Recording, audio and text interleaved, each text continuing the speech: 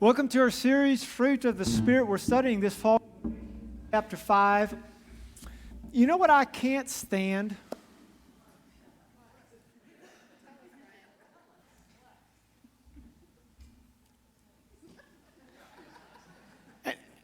And this is probably something that bothers you as well. It's probably something that you struggle with as well.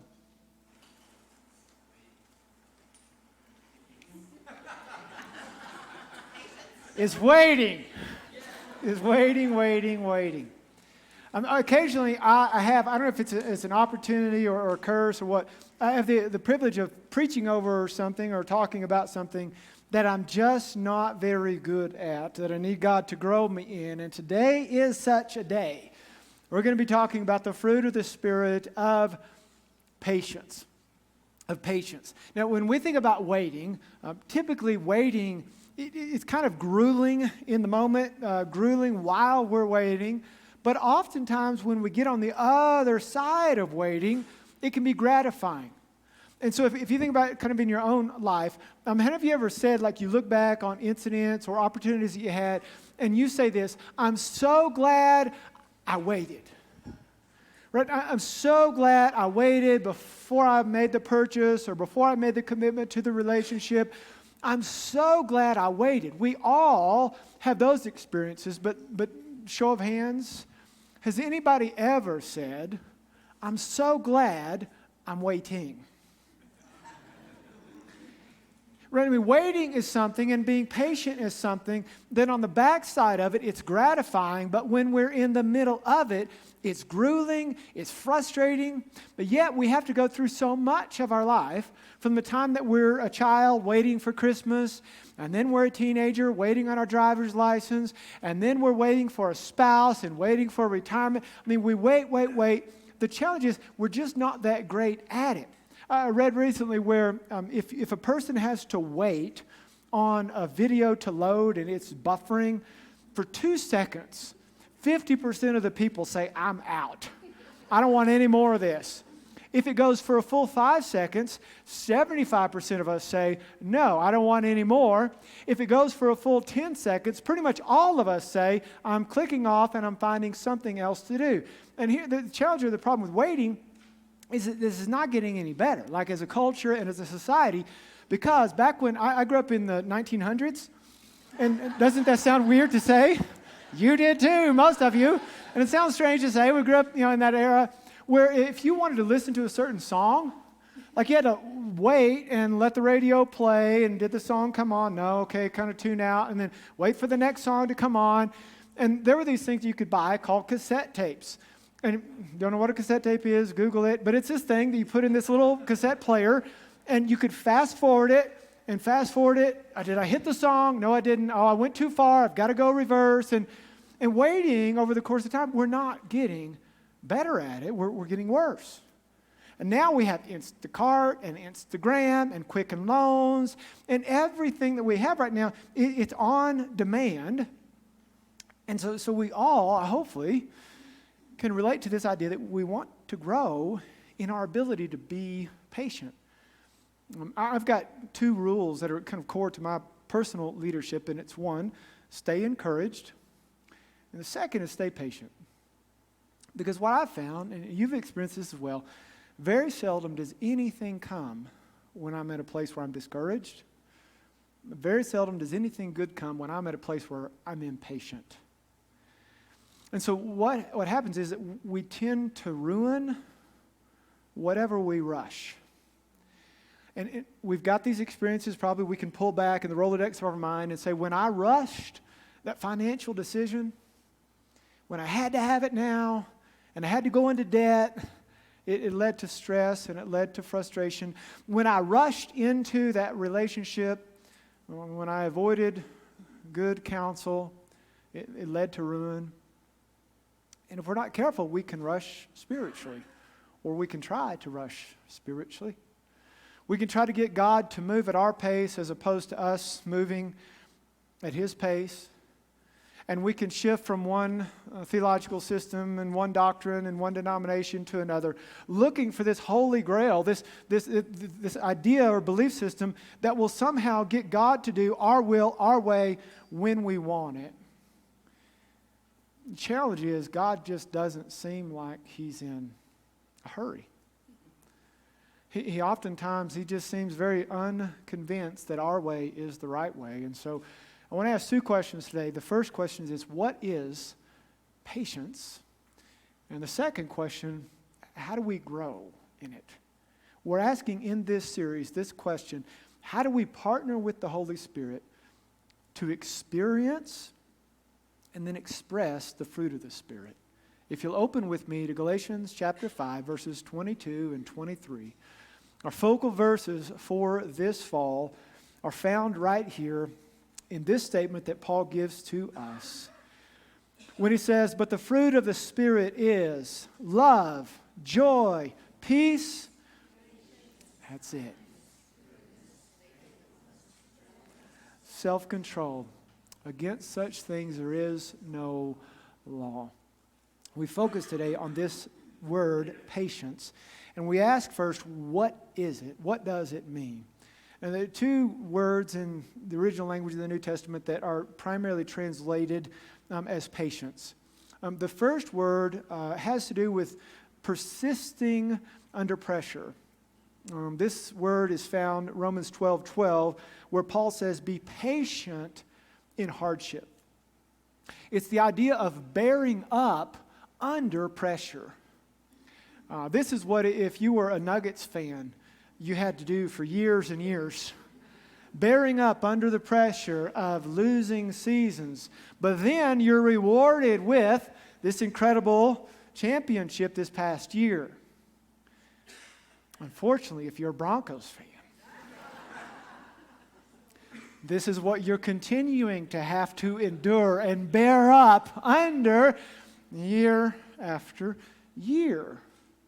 This is when there is external pressure, something pushing against us, we're able to bear up under it. That's the primary word that's used in the New Testament that's translated as patient. There's another word that we find translated as patient, and that's the word we find Paul using here. Now, there's overlap between these two terms, but there's also some distinctiveness between these two terms.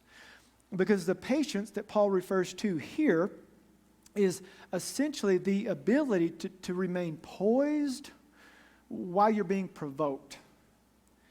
It's the ability to not retaliate, to not go for vengeance, to not take revenge, to not let your wrath be communicated against someone else when you're provoked. That's the patience we find here. This patience is what we find in Jesus. When he's provoked, when he's mocked, he has this settled calmness, this poise. And the central truth today is just this, that patience is the ability to remain poised when provoked. This type of patience is relevant from the large, big, heavy issues of life. Like when somebody is a bully to your child or your grandchild. That you have the fruit of the Spirit to do this supernatural thing that is to remain poised while you're provoked. All the way down to the simple, mundane, everyday things of life, like letting the cookies cool before you go and try to snatch them off of the tray. It's this ability we have when we're provoked, when we're triggered, to have this calmness within us that allows us to remain poised. Now, important distinction. Patience, as Paul is defining it here, is not the same thing as indifference. It's not the same thing as apathy or not caring. It's easy to wait if you're indifferent or you don't care. A few weeks ago, our family, we went to this little place called Silver Dollar City near Branson, Missouri, like it's our family's favorite place to go, and our kids are at the age where they're roller coaster riding, and they had this roller coaster challenge, like who can ride the most roller coasters in a day. And one of the things that they still, in some ways I'm grateful for this, in other ways I'm not crazy about it, they still will want me to ride on the roller coasters often. And so I know this, like when I was a kid and I was ready to get on a roller coaster, I could not wait. I wanted to get on that thing. That's not quite the case today. It's entirely different. Like you've experienced it, right? So when you get in line, if you're like over 30 or whatever, and you're not crazy about roller coasters, I could wait all day. I'm fine not to move onto that roller coaster. Well, the reason is because I'm pretty much apathetic. Like there's nothing in me that's driving and saying, I want this. I'm not being provoked. And so if you're indifferent about a thing or if you're apathetic about a thing, it's not the same thing as patience. And patience also, important to understand, is not the same thing as passivity. Patience is not laying back, being lazy, letting life happen. It's not moving into this state where you say, well, I'm just kind of waiting on the Lord. If we equate patience with passivity or inactivity, what we'll do is we'll veil our irresponsibility under the cloak of, I'm just trusting the Lord and waiting on Him. And there could be areas of your life where if God's called you to act or He's called you to be obedient, He's called you to be proactive, we shouldn't hide behind, well, I'm just saying I'm being patient, I'm letting the Lord work in His way, in His time. Well, it may be the very case that you actually need to move and to do something. You need to worship while you're waiting, and you need to work while you're waiting. And so understanding what patience is, it's this ability to remain poised when we're provoked, and understanding what it's not, we look to really the source of patience is in the person of Jesus. I'm going all the way back to the Old Testament. We find rooted in God's core character, God is a patient God. He is slow to anger and abounding in love. And the narrative of the Old Testament demonstrates for us over and over again that God is provoked, He's patient. God is provoked, He's patient. God is provoked, He's patient.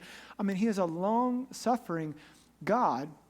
There's a statement that Paul, one of the New Testament writers, makes as he's writing to his protege Timothy, and the first letter that he writes to him, he's describing himself as the chief of sinners. And I mean, he's just, he can't believe that Jesus would save him, the chief of sinners.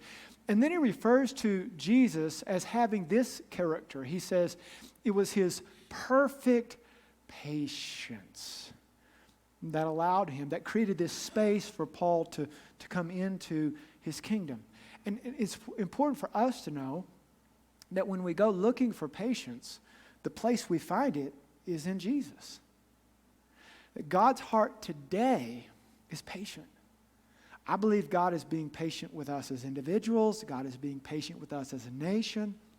Peter, as he writes, he makes this statement. He says, the Lord is not slow about His promise, as some count slowness, but is patient toward you, not wishing for any to perish, but for all to come to repentance. And so we find patience as a character, a quality that Jesus possesses. And so one of the reasons this is so significant to grasp God's patience, specifically as we think about waiting on Him, you may be at a stage of your life right now where you're waiting on God to do something. And so as a pattern of the way God tends to work, if you go back and you look at the Old Testament characters, Abraham, David, Noah, Joseph, the pattern, the way God tends to work is that He gives a promise, or at times there is a principle. And then after that promise or after this principle, His people oftentimes have to move into this process that could last for years. And depending on what happens in that process, there tends to be a fulfillment of that promise or a fulfillment of that principle. And so if you look at the life of David, the life of Abraham, the life of Noah, I mean, they're called out, they're given this promise at times, other times there's this principle or this direction, that in the process, God forms them, He shapes them, He grows them, He develops them. In that process, they become the men who are prepared, and this is so key, who are prepared to receive the reward, to receive the payoff, to see the promise fulfilled. And so we find this over and over and over again. And it is in this process that oftentimes is multiple years, at times decades. It's in the process that God shapes us, He works, He forges our character so that when we are prepared, we actually can receive the fulfillment or the payoff to the promise. And so one takeaway for us is to know that if right now you're waiting on God for something, like you've looked and biblically there's a principle that you're living by or there's a promise that you've embraced, but you've not yet seen the payoff. You've not yet seen the fulfillment of that. God has you in that process. If you take Him at His word in Philippians 4, you know that He will supply all of your needs according to His glorious riches. You've taken that promise. You've personalized it. You've prayed it. Then you've yet to see the fulfillment of that, the payoff to that. Just know that God has you. He has you in this process where He's doing something in you that if it doesn't happen, one of two things could occur. One is you might miss the payoff or the reward altogether, or the other is when God does bring it, you might not be ready for it. And so when we reflect on the way God works, kind of the pattern of His operation, there is a promise, a principle that's often given. But before we see that fulfilled, we've got to be faithful with the process. And what that means is that we have to be patient.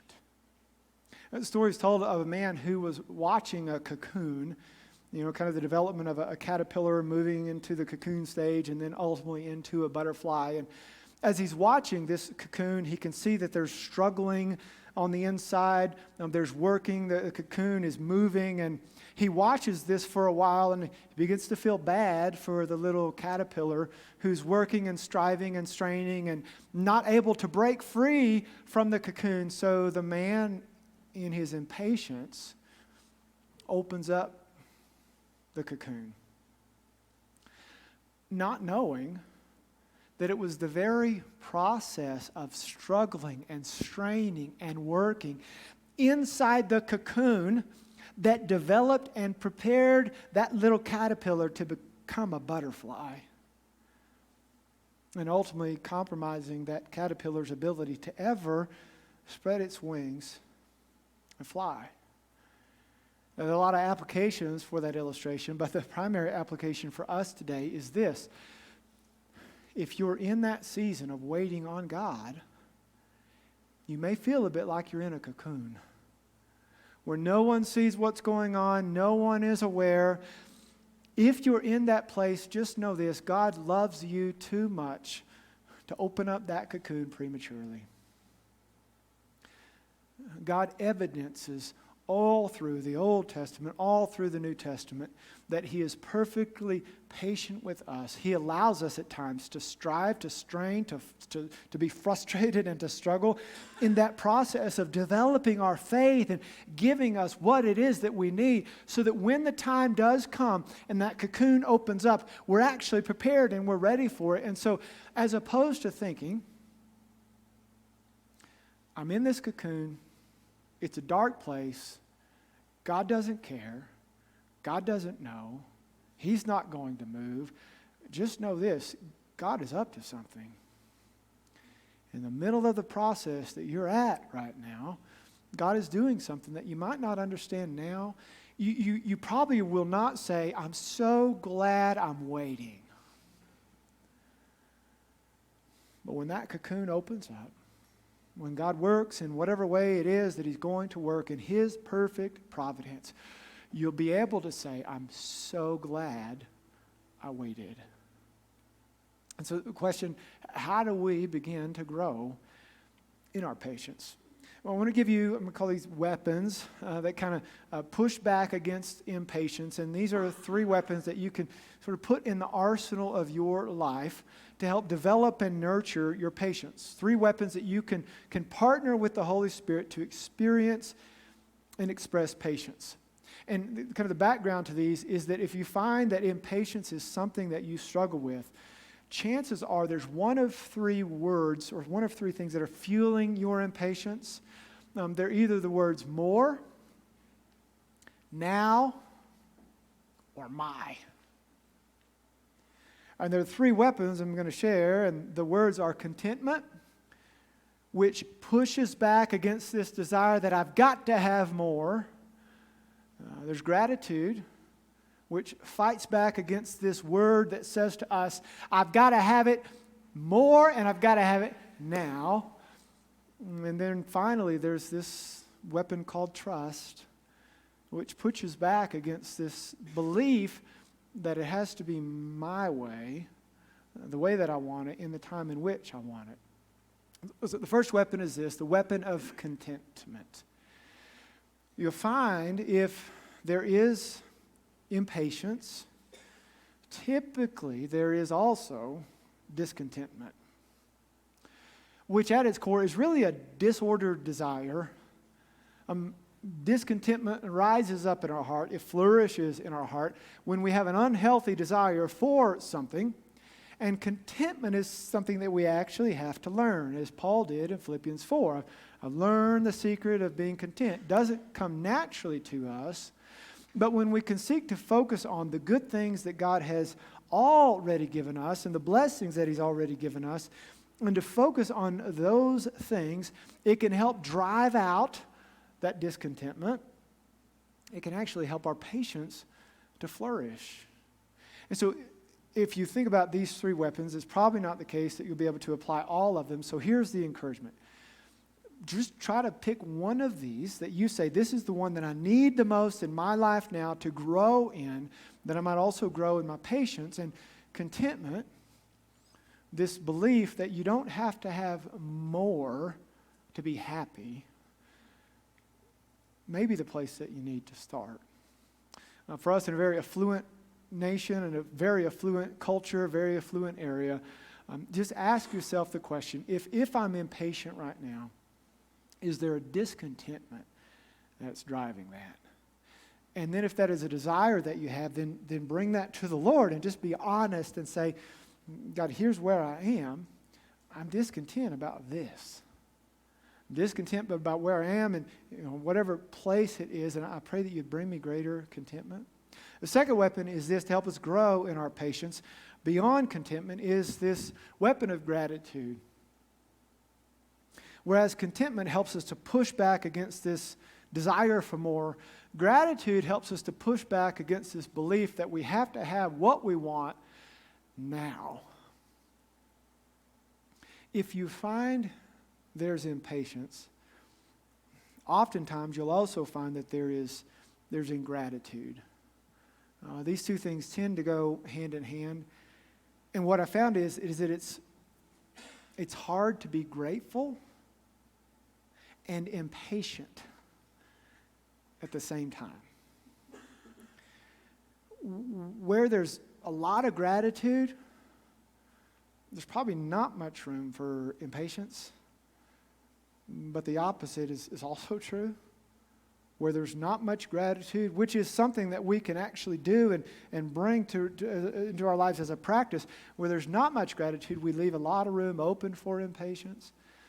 This past weekend, it seems like just about on an every week basis, I'm challenging this. And so if you're praying for your pastor to grow in his patience, you can just please stop praying for that, because God does seem intentional to want to grow my patience. And this past week where we live, Castlewood Ranch, there's been a lot of construction for like the last 6 months. Feels like the last 6 years. You know how that goes.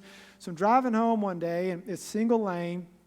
And traffic is backed up a bit. And so as we're stopped there in traffic, I look ahead and can't really figure out why it is that we're stopped. But I see 2, 3, 4 cars up in front of me. There's a garbage truck. And the garbage truck is stopped. Look in front of him. Don't see anything in front of him. So scratch my head. Why is the garbage truck stopped? You're about to be offended on my behalf of this story, how terrible it is.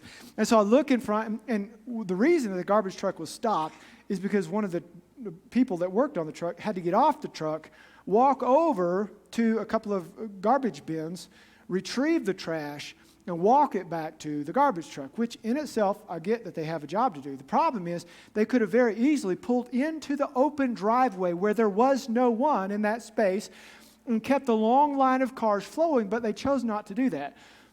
I told you would be offended, right? Hopefully you're as offended as I am.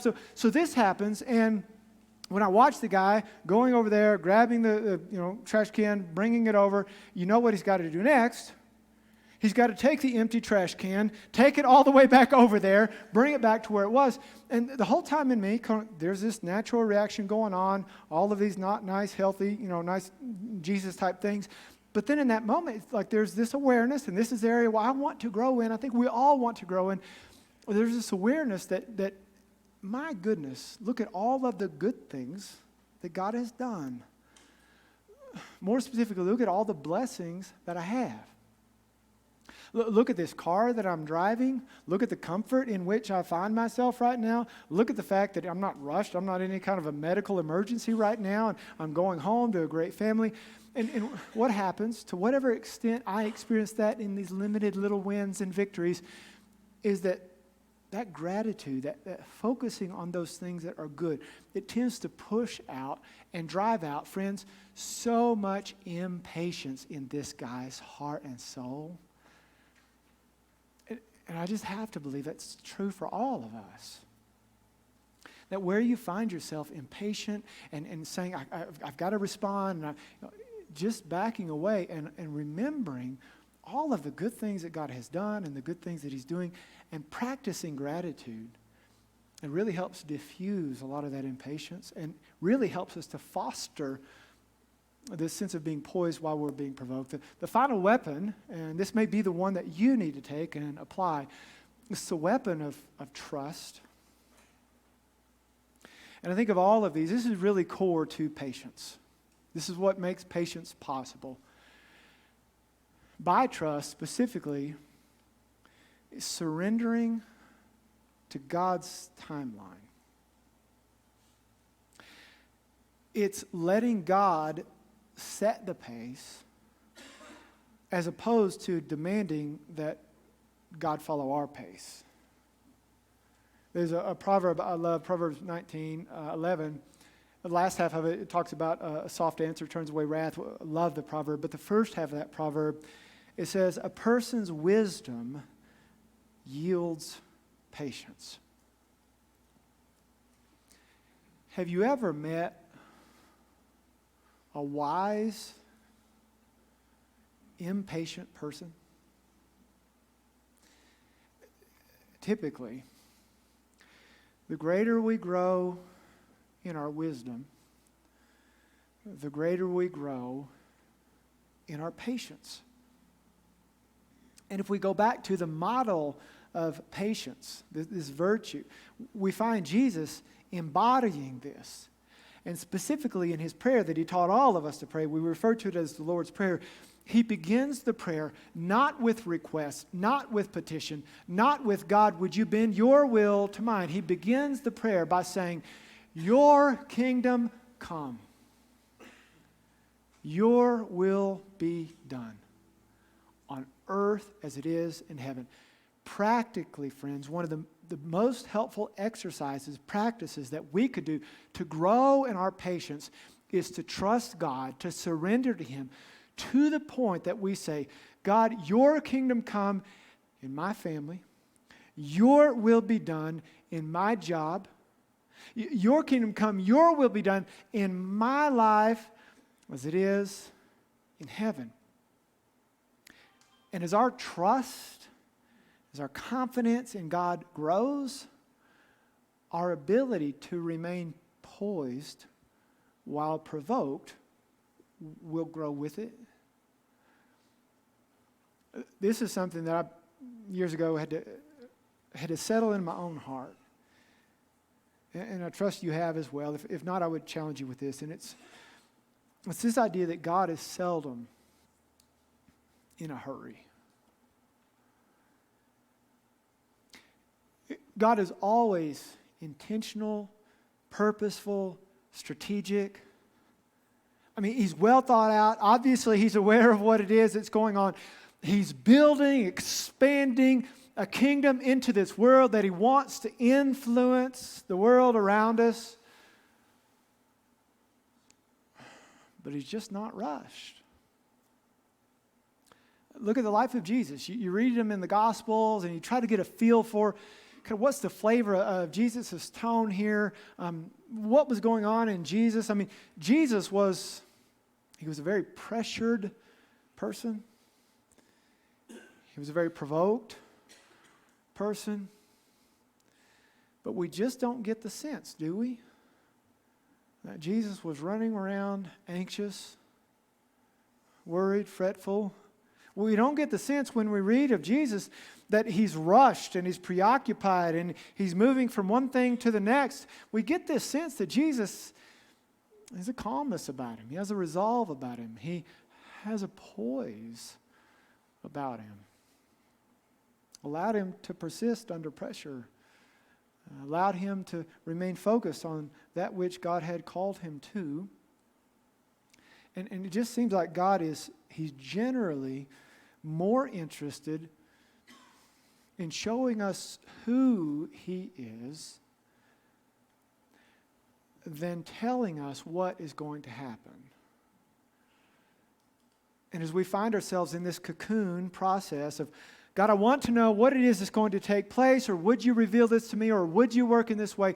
If you find yourself in the cocoon and the process, in the season of wanting to burst forth, just know that God has you right there. And the most important question you can ask is, God, who do you want me to be in this season as I understand who you are? As I worship, as I keep my eyes on you, and as I work and do the things that you've called me to do, because I understand that patience, it's not passivity, it's not inactivity, it's not I'm just kind of let the world go and let the world be. No. It's stepping forward, being active. I'm going to worship, I'm going to work while I wait. But the thing that undergirds and gives strength to our ability to remain poised while we're provoked or while we're under pressure is this calm assurance that God can be trusted, that he's been doing this for a long time and he will continue to do this for a long time. He's much better at us at strategizing how the world is going to go. And friends, we can trust him. Years ago, and I try to remember this, that the only thing worse than waiting on God is wishing that you had.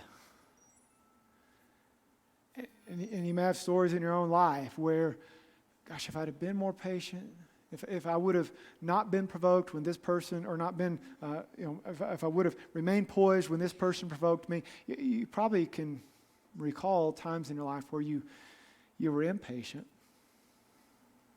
And you can probably associate those times of impatience with regret. And the more we settle into, again, for you it may be contentment. For you it might be gratitude. Or it might be for you just greater trust and surrendering to God's timeline. We can actually grow in our patience. That's our prayer, and that is our hope.